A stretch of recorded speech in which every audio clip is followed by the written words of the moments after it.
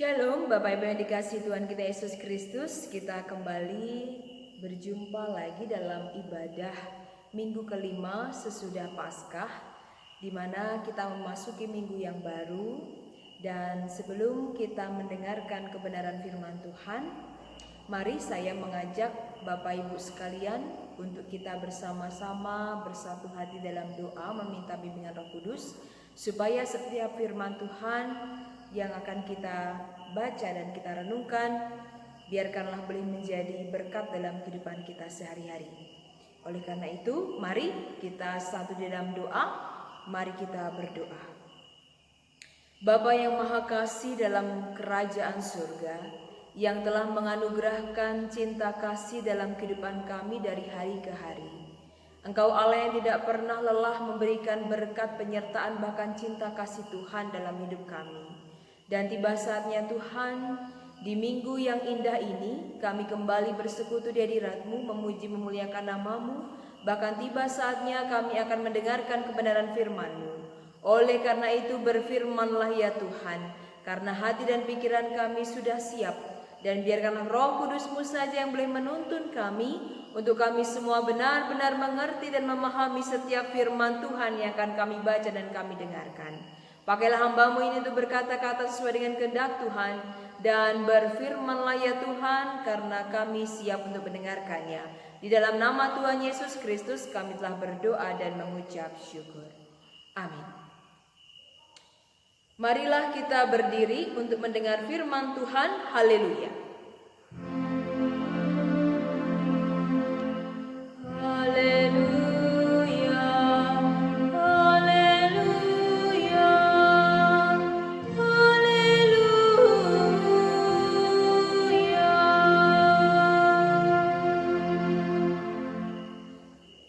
Bapak Ibu yang dikasihi Tuhan kita Yesus Kristus, pembacaan Alkitab pada hari ini terambil dari kitab 1 Korintus pasal 4 ayat yang ke-6 sampai yang ke-13. 1 Korintus pasal 4 ayat yang ke-6 sampai yang ke-13. Saya akan membacakan bagi kita semua. Diberikan judul oleh LAI, Rendahkanlah Dirimu. Saudara-saudara, kata-kata ini aku kenakan pada diriku sendiri dan pada Apolos, karena kamu supaya dari teladan kami, kamu belajar apakah artinya ungkapan, jangan melampaui yang ada tertulis, supaya jangan ada di antara kamu yang menyombongkan diri dengan jalan mengutamakan yang satu daripada yang lain. Sebab siapakah yang menganggap engkau begitu penting? Dan apakah yang engkau punyai yang tidak engkau terima? Dan jika engkau memang menerimanya, mengapakah engkau memegahkan diri seolah-olah engkau tidak menerimanya? Kamu telah kenyang, kamu telah menjadi kaya, tanpa kami kamu telah menjadi raja. Alangkah baiknya kalau benar demikian, bahwa kamu telah menjadi raja, sehingga kami pun turut menjadi raja dengan kamu. Sebab menurut pendapatku, Allah memberikan kepada kami para rasul tempat yang paling rendah, sama seperti orang-orang yang telah dijatuhi hukuman mati.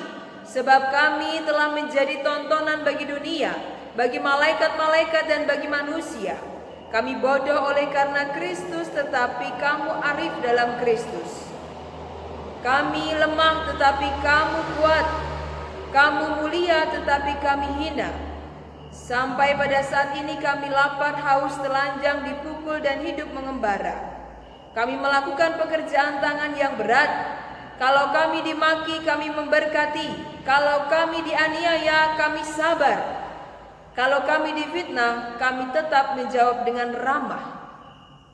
Kami telah menjadi sama dengan sampah dunia, sama dengan kotoran dari segala sesuatu sampai pada saat ini. Demikianlah pembacaan firman Tuhan. Hendaklah firman-Nya diam dengan segala kekayaannya di antara kamu, dan ucaplah syukur kepada Allah.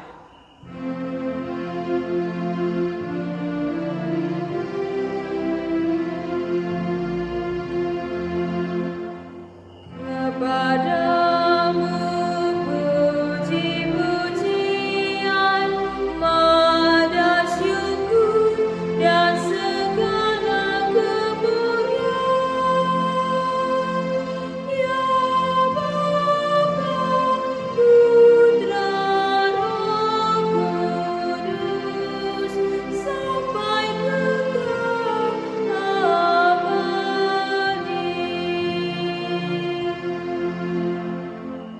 Jemaat dipersilakan duduk kembali.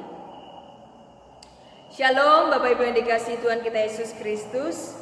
Kembali kita dipertemukan dalam ibadah hari Minggu kelima sesudah Paskah. Meski ibadah kita saat ini masih berada di rumah saja, namun kiranya sukacita kita tetap selalu ada di dalam Tuhan kita Yesus Kristus. Bapak Ibu yang dikasihi Tuhan kita Yesus Kristus, hari ini kita bersama-sama akan belajar tentang bagaimana kita melayani dengan kerendahan hati dan penuh ucapan syukur.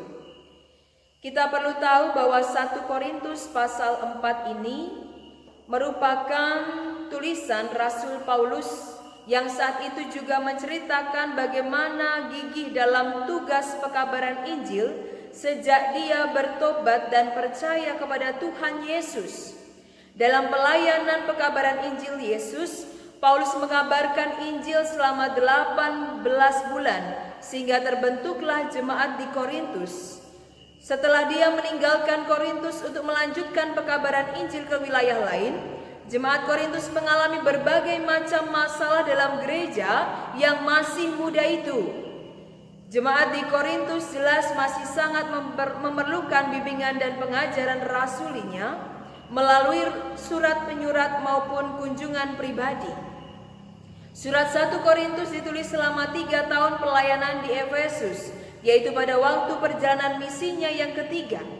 Kemudian berita mengenai masalah-masalah di Korintus terdengar oleh Paulus saat ia berada di Efesus melalui utusan yang datang dari Korintus. Utusan itu menyampaikan sepucuk surat kepada Paulus yang berisi permohonan akan petunjuknya atas berbagai persoalan sebagai bentuk kepedulian Paulus dan segera menulis surat ini untuk memberi nasihat dan bimbingan rohaninya. Bapak Ibu yang dikasihi Tuhan kita Yesus Kristus, jika kita belajar dan juga memahami nas Alkitab ini, saat ini kita diajarkan untuk bagaimana jangan sampai kita menjadi orang-orang yang gampang untuk dipecahkan, apalagi ketika kita berada dalam suatu persekutuan, yaitu sebuah gereja, di mana tidak sedikit perpecahan dalam gereja terjadi karena sikap dan kebanggaan diri, baik diri sendiri atau bangga terhadap diri orang lain. Ada kecenderungan dalam gereja untuk mengidolakan seseorang atau menganggap bahwa pelayannya lebih baik, lebih spiritual maupun lebih rohani daripada pelayanan orang lain. Dan sikap seperti ini acap kali memunculkan perpecahan dalam tubuh gereja. Sama halnya ketika kita berada di rumah saja, apalagi dalam ibadah minggu, ada begitu banyak sekali tayangan-tayangan di YouTube, yaitu dari beberapa pendeta yang mungkin juga berkhotbah menyampaikan firman Tuhan dengan berbagai macam cara. Dan mari kita belajar untuk memahami bahwa jangan sampai ketika kita mendengarkan satu khotbah satu dengan yang lainnya, kita membanding-bandingkan lalu kita merasa bahwa wah, khotbah yang satu ini begitu luar biasa, yang satunya tidak. Namun jangan sampai apa yang kita katakan itu justru menjadi perpecahan dalam kehidupan bergereja. Namun yang paling utama adalah kehendak Tuhan yang harus kita yakini, bahwa setiap firman Tuhan, bahwa setiap orang yang melayani hendaklah dia harus melakukannya dengan kesungguhan hati dan penuh dengan ucapan syukur. Dan ungkapan syukur itulah yang bisa timbul dari setiap orang yang memiliki kerendahan hati dalam melayani. Jika seseorang melayani dengan kesombongan, dengan keangkuhan, dengan merasa bahwa dirinya yang paling pintar, maka bukan ungkapan syukur yang akan ada, namun adalah ungkapan kesombongan diri. Mari kita belajar bahwa bukankah sebagai orang atau termasuk kita, seringkali kita merasa diri bahwa kita merasa sudah hebat dan sudah benar tanpa menyadari keadaan diri kita yang sesungguhnya. Kadang kita membandingkan diri kita dengan orang lain. Kok orang lain tidak sama seperti kita? Kok cara berdoanya begitu? Kok cara membaca Alkitabnya begitu? Kok cara ibadahnya seperti itu? Jangan karena perbedaan antara kita dengan orang lain justru membuat kita menghakimi orang lain. Tapi dalam bacaan kita pada saat ini, Paulus mau katakan bahwa kita tidak punya hak untuk menghakimi sesama kita.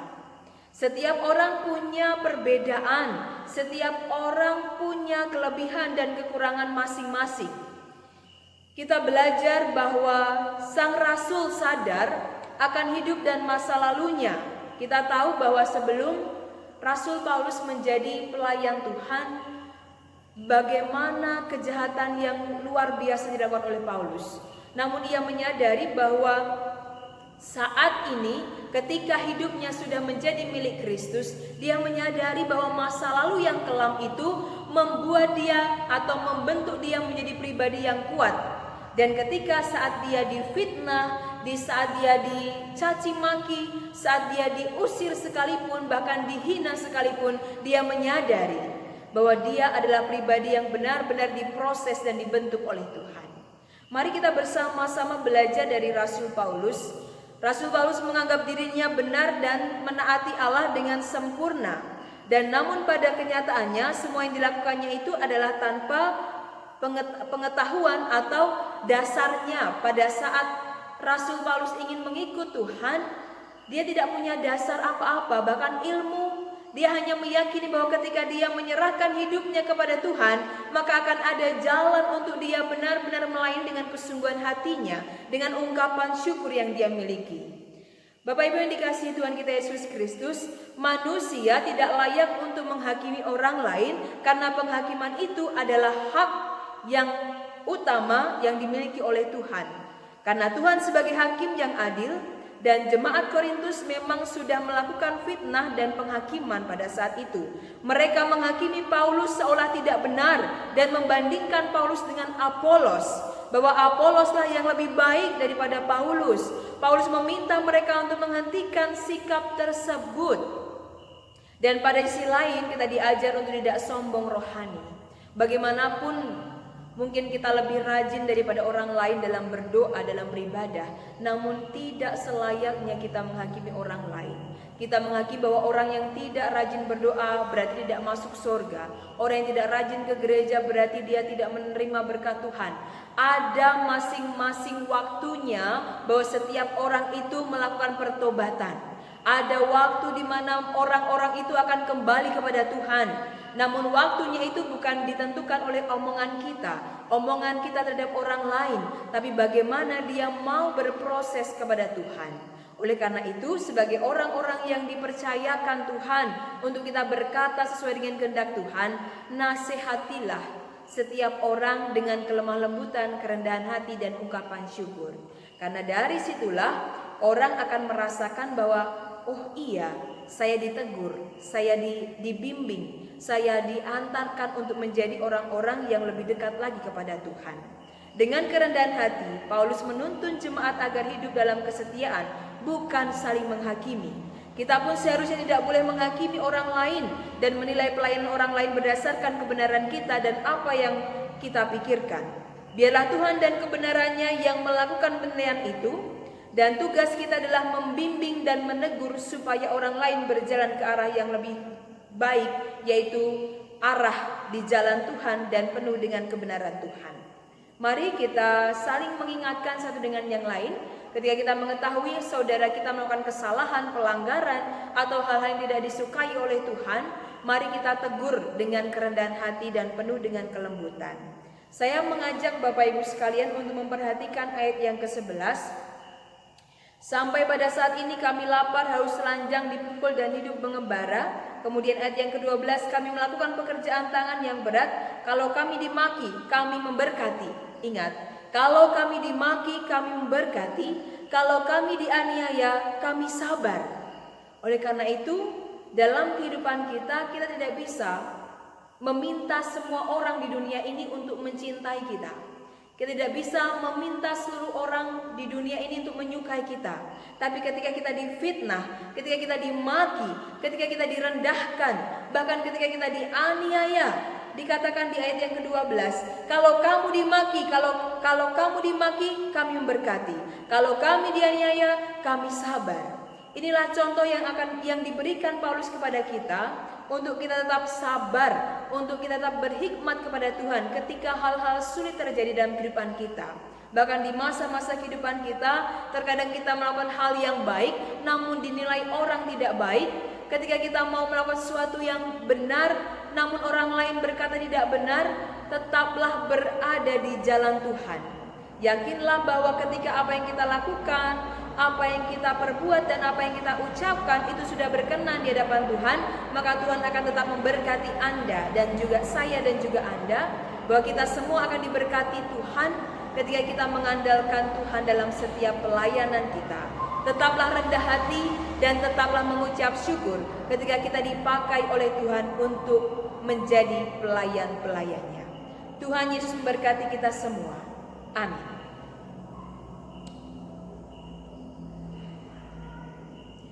Bapak Ibu, saudara-saudari yang dikasihi Tuhan, mari kita merespon firman Tuhan yang telah kita dengar pada hari ini dengan menyanyikan Kidung Jemaat 467, bait yang pertama, kedua, dan yang ketiga, Tuhanku bila hati kawanku.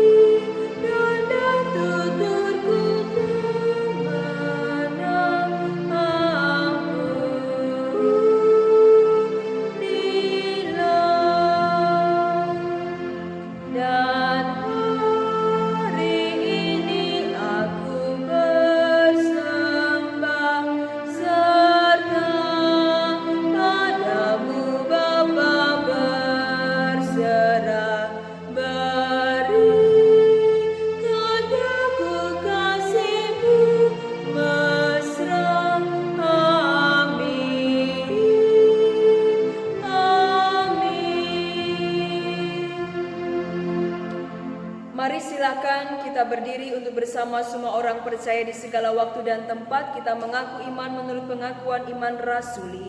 Dengan hati dan mulut masing-masing orang berkata, aku percaya kepada Allah Bapa yang Maha Kuasa, Khalik langit dan bumi, dan kepada Yesus Kristus anaknya yang tunggal Tuhan kita, yang dikandung daripada Roh Kudus, lahir dari darah Maria, yang menderita di bawah pemerintahan Pontius Pilatus, disalibkan, mati dan dikuburkan, turun dalam kerajaan maut, pada hari yang ketiga bangkit pula dari antara orang mati, naik ke surga, duduk sebelah kanan Allah Bapa yang Maha Kuasa, yang akan datang dari sana untuk menghakimi orang yang hidup dan yang mati.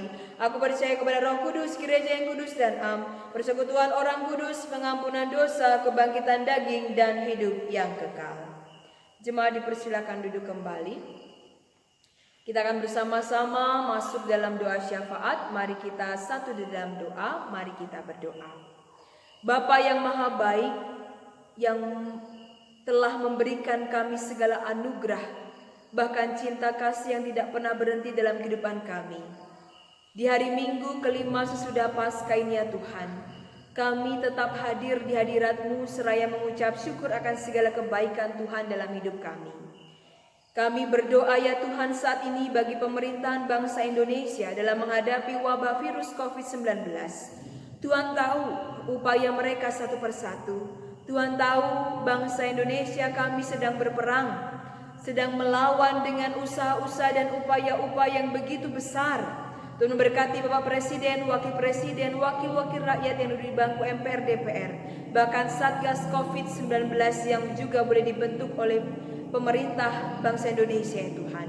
Engkau berkati kami semua di dalam kami menjalankan tugas dan tanggung jawab kami, bahkan juga polisi, TNI yang juga ikut bekerja sama untuk melaksanakan PSBB dimanapun daerah yang ada dan melaksanakannya. Tuhan Yesus berkati setiap kami semua yang berusaha untuk melawan pandemi ini ya Tuhan. Kami juga berdoa bagi tim medis, mereka para dokter dan juga perawat, di dalam mereka melaksanakan tugas dan tanggung jawab mereka untuk merawat para pasien. Dan Tuhan tolong lindungi dan sertai mereka ya Tuhan. Tutup bungkus mereka dengan kuasa darah-Mu. Dan biarkanlah Engkau Allah yang juga akan melindungi keluarga mereka. Mereka yang tidak dapat melihat keluarganya, mereka yang harus tetap berada di rumah sakit, menjaga pasien, merawat pasien, dan memberikan yang terbaik bagi para pasien. Dan berkati setiap mereka ya Tuhan, bahkan rumah sakit yang juga menjadi alat untuk kesembuhan bagi setiap orang ya Tuhan. Bahkan setiap alat yang digunakan untuk memberikan kesembuhan bagi setiap pasien COVID-19. Tuhan juga boleh memakai alat-alat bahkan rumah sakit yang ada untuk memberikan kesembuhan yang berasal daripada-Mu. Kami juga berdoa bagi para pasien COVID-19 yang mereka yang harus diisolasi, baik mereka yang berada di rumah sakit maupun mereka yang harus isolasi mandiri. Tuhan tolong memberkati mereka ya Tuhan, kuatkan pikiran, hati, dan juga seluruh kehidupan mereka ya Tuhan. Dan biarkanlah setiap kehidupan keluarga mereka boleh menjadi keluarga yang semakin takut akan Engkau ya Tuhan, dan senantiasa mengandalkan Engkau dalam setiap keadaan dan kondisi yang tidak mengenakan sekalipun. Kami juga berdoa ya Tuhan bagi setiap keluarga yang saat ini berduka karena kehilangan orang-orang yang dikasihi, bahkan mereka yang harus meninggal ketika mereka berada di garda terdepan. Tuhan tetap memberikan kekuatan bagi keluarga mereka yang ditinggalkan. Tuhan berikan kekuatan dan juga penghiburan yang berasal daripada-Mu. Kami juga berdoa bagi para pendeta GPIB dan majelis sinode GPIB dimanapun mereka berada ya Tuhan. Baik kami yang ada di pos Pelkes, kami juga berada di kota maupun di desa. Tuhan memberkati kami semua ya Tuhan dengan segala tanggung jawab pelayanan kami. Kuatkan kami ya Tuhan, berikan kami topangan yang berasal daripada-Mu. Bahkan ketika kami menjalani pelayanan yang tidak mudah ini ya Tuhan, di tengah-tengah pandemi COVID-19 ini, kuatkan kami para pendeta, majelis, bahkan juga majelis sinode yang berada di Jakarta. Tuhan juga memberkati setiap mereka ya Tuhan. Tuhan berikan kesehatan, kekuatan, dan hikmat yang berasal daripada-Mu. Kami juga berdoa ya Tuhan bagi gereja-Mu dan juga pelayanan secara keseluruhan, baik kami yang berada di GPIB Jemaat Efata di Batu Kajang. Tuhan berkati Ibu Pendeta Novita Dewi, bahkan juga PHMJ yang ada, majelis jemaat di GPIB Jemaat Efata, bahkan juga di pos Pelkes Pancaran Kasih di Muara Kate. Tuhan berkati kami semua untuk kami tetap bersatu hati untuk memberikan pelayanan dengan ketulusan hati kami, dengan kerendahan hati kami, dan ungkapan syukur yang berasal daripada-Mu ya Tuhan. Kami percaya bahwa Engkau Allah yang memberkati setiap jemaat-Mu di sini ya Tuhan. Meskipun dampak COVID-19 juga kami rasakan, baik keadaan kami dan kondisi keluarga kami, perekonomian kami, Tuhan tolong kami ya Tuhan. Tetap berikan kami iman yang kuat untuk kami selalu mengingat bahwa Engkau Allah yang selalu senantiasa memberikan berkat bagi kehidupan kami. Kami berdoa ya Tuhan bagi setiap kami, keluarga kami untuk dilindungi dari wabah COVID-19, bahkan mereka yang harus kehilangan pekerjaannya. Tuhan tetap kuatkan, Tuhan tetap topang dalam kehidupan sehari-hari. Mereka yang harus di PHK, mereka harus kehilangan kebutuhan-kebutuhan yang tadinya mereka cukupi. Mereka harus kehilangan pekerjaannya. Tuhan tolong berkati mereka ya Tuhan. Bukakan setiap berkat yang berasal dari cara-cara Tuhan untuk memberikan berkat bagi mereka ya Tuhan. Dan kami juga berdoa bagi anak-anak kami yang bersekolah dan saat ini mereka berada di rumah saja, tapi yakinkan dalam diri mereka ya Tuhan bahwa mereka memiliki masa depan yang indah bersama dengan Engkau ya Tuhan. Kami percaya bahwa Engkau Allah yang tidak pernah meninggalkan kami, bahkan ketika kami menghadapi pandemi COVID-19 ini ya Tuhan. Kuatkan kami ya Tuhan, dan kiranya kami tetap selalu semangat untuk menjadi orang-orang yang selalu dekat kepadamu, menjadi orang-orang yang takut akan Engkau, dan selalu memelihara kehidupan kami menjadi pelayan-pelayan yang rendah hati, dan juga selalu mengucap syukur di dalam Engkau dalam segala hal kehidupan kami. Kami menyerahkan seluruh kehidupan kami ya Tuhan.